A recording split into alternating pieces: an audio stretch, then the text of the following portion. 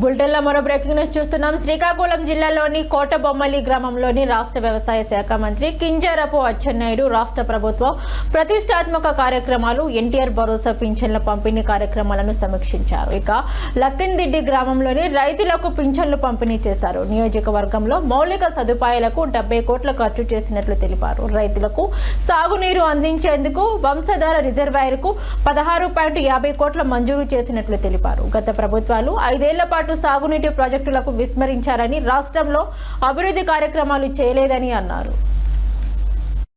మీరు గుర్తుపెట్టుకోవాలి, మళ్ళీ మేము మాట ఇచ్చాం, ఏమమ్మా ఈసారి మమ్మల్ని గెలిపించండి, 3000 4000 చేస్తాం, వికలాంగులకి 3000 6000 చేస్తాం, ఎవరైనా బెడ్ మీద ఉంటే 10,000 ఇస్తాం, పూర్తిగా నడవలేకపోతే 15,000 పెన్షన్ ఇస్తామని మీకు మాట ఇచ్చాం.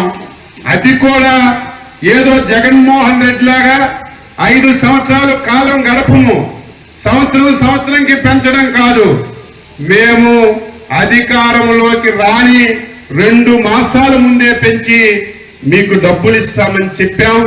ఇచ్చిన మాట ప్రకారం 2 మాసాల ముందే పెంచి 3,000 4,000 చేసి 3,000 6,000 చేసి 10,000 15,000 20 మాసాల నుంచి ప్రతిరోజు 1వ తారీఖున, ఒకవేళ 1వ తారీఖు ఆదివారం పడితే, ఈ రోజు 1 కాదు 31. ఎందుకు ఈ రోజు పంచుతున్నాం?